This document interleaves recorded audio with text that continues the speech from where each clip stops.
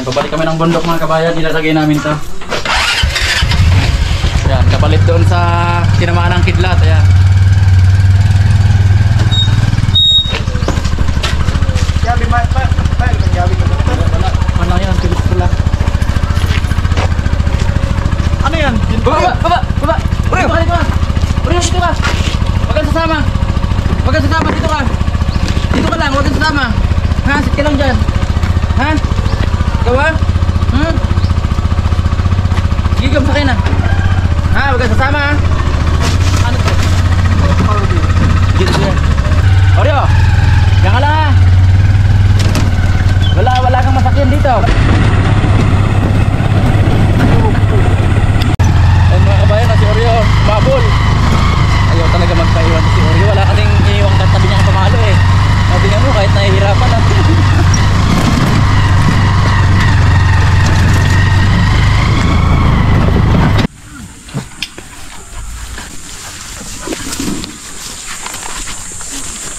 Oreo! Dito ka Oreo, dito ka. Up! Pero manlato ng tubo ay.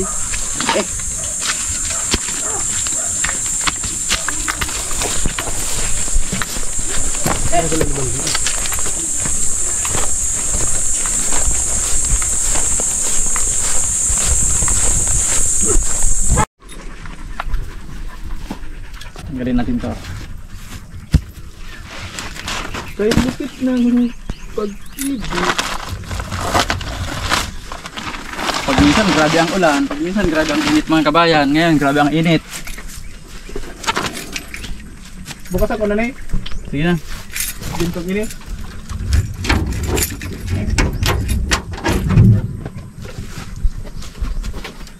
Sanay naman sa init itong battery ito kasi lagi dati sa pantat yan eh.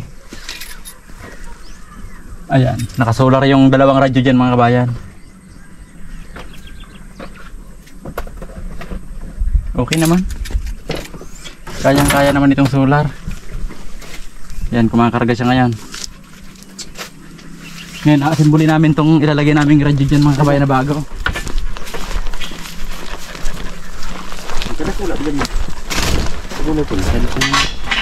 Ito mga kabayan oh, bagong bago. Bagong bago na naman. Lag mo tong karton ka. Bad mahulog ang sa toyang comments. Pagka yung turan natin maliliit. Si Prissy, mali kapag dala mo na. At yan, balikan nito to. Ano dyan ang sa toya? Ay itong ilag kakapitan Prissy. Yan sa baba. Sa taas. Tatanggalon to.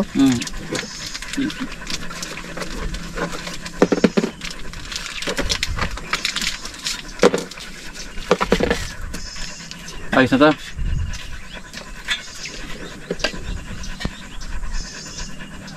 May rotary dyan. Ay wala. Hindi ka mo nagsabi. Hindi na sa lumikol.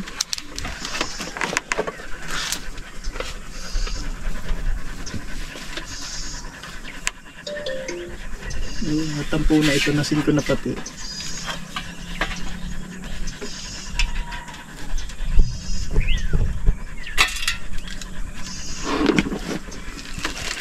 Nahulog pa.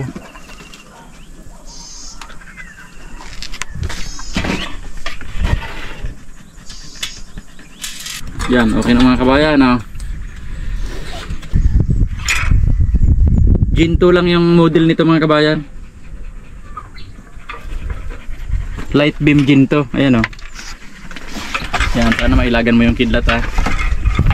Tol, anong gamit mo tol? Philips screw lang. Sentrong pangkaligtas mo na. Yan Sam, suotan mo na siya ng kuhan.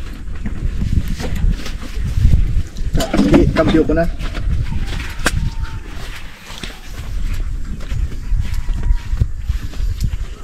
Sana gumana mga kabayan kasi mas maliit itong kapalit.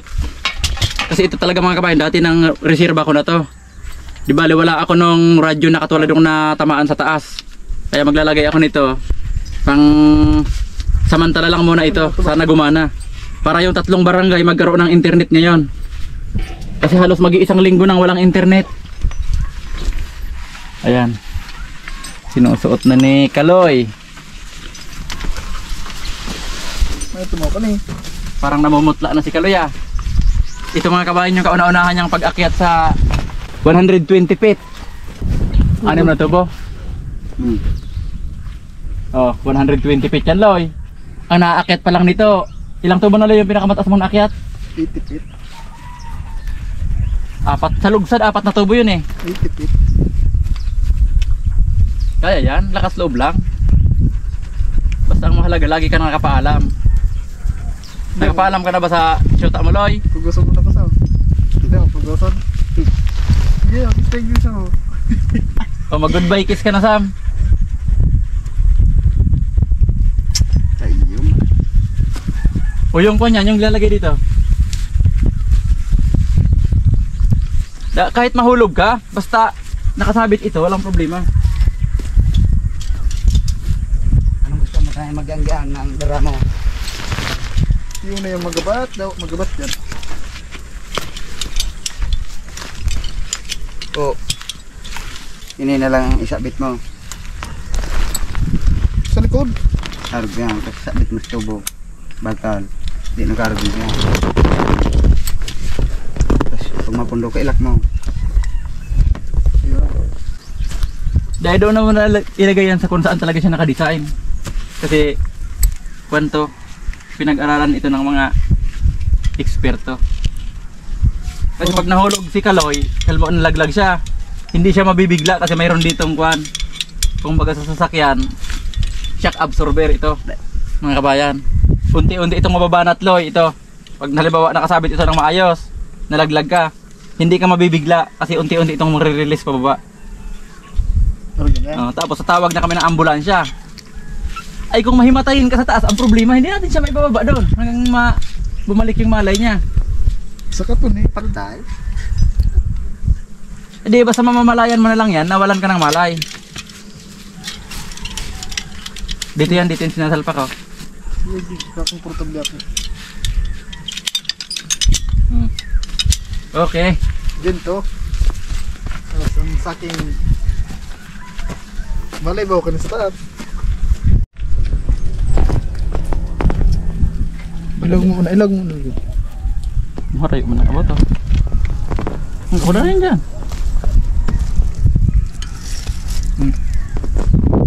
Kwintas mo sa nanlo. Ayan eh. Baka naman luwa. Saklay. Uli paano ka makahigot ka yan? Sapit ko lang yan. Pagsakat ko sa naman.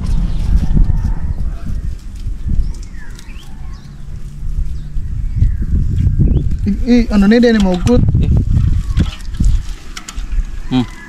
Sa milyan na bulka na hulog ko. Si Power Beam ito, Loy. Nahulog si Power Beam, tadok sa laboy. Nahulog sa laboy.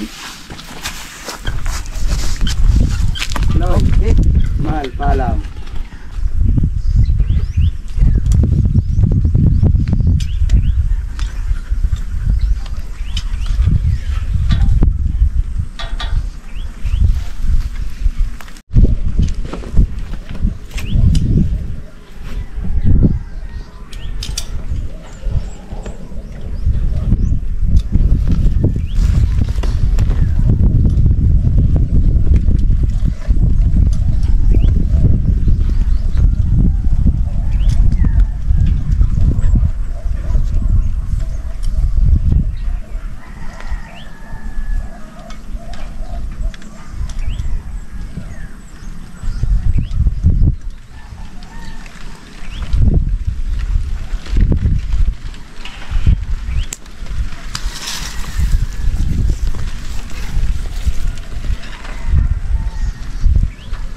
Dahil ka lang magparahiling sa baba, Loy. Para akala mo mababa lang.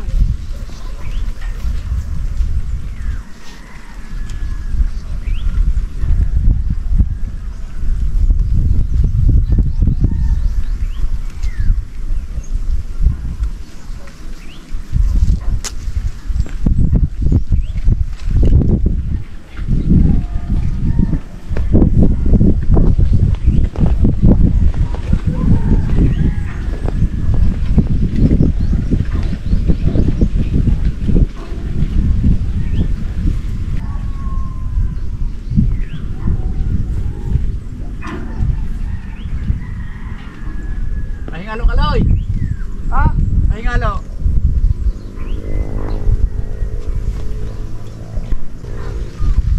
Ano, kaya mo na bang isakatan ko yan? Prism, kuahong ko. Loy! Kuahong ko si Prism.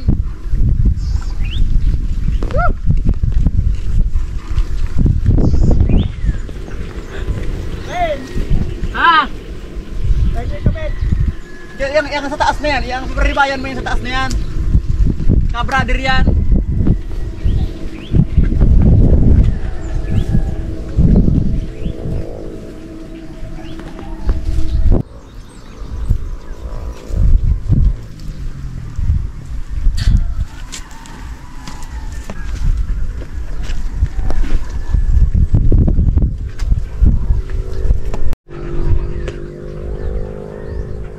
Yan, habang nasa taas si Kaloy mga kabayan, inaayos ko naman yung mga wire dito sa baba.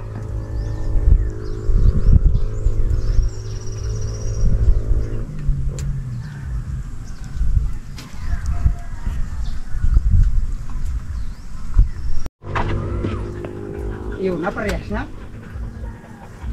Nahigpitan na. Parehas na katong ano? O yun na yan, basta tapatan na. Parehas na katong dati. Sipatin mo sa ilalim. Parang uulan naman yata ah. Pero yung prism ko ngayon mga kabayan, hindi na siya nakakunik sa kuryente, solar na. Para kung tamaan man yung wire ng kidlat, hindi na masusunog yung adapter. Ano Sam? Mapit pandit, kibad-kibad pa plato. O sabihin mo kay Kuan. Iba pa ang tigdibo.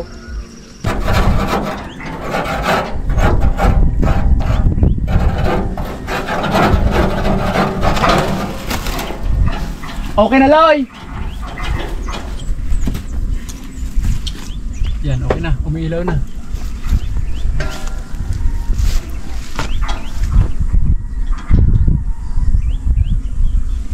Yan, umiilaw na mga kabayan ngayon. I-configure ko na yan.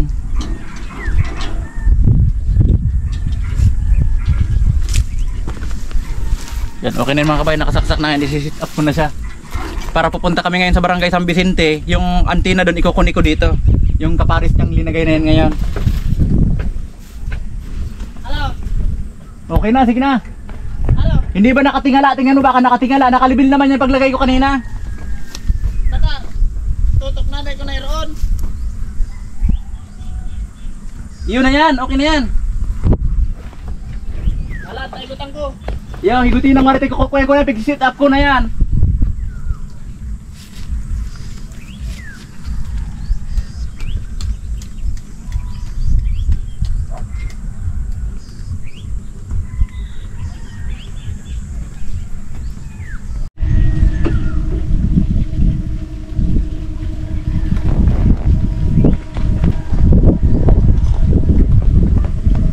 Sam, paon po na naman Sam.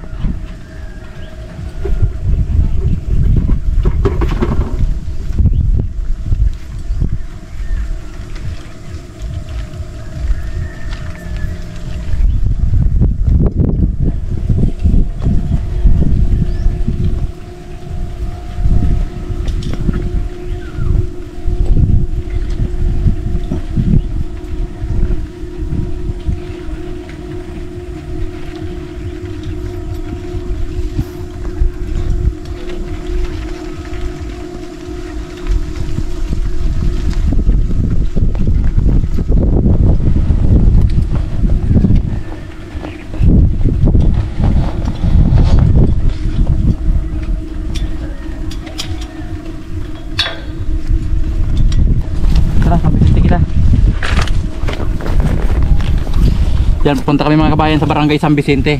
Iko-connect namin dito yung antenna doon. Mga kabayan, pababa na kami. Pero hindi pa siya connected doon sa isang barangay San Vicente.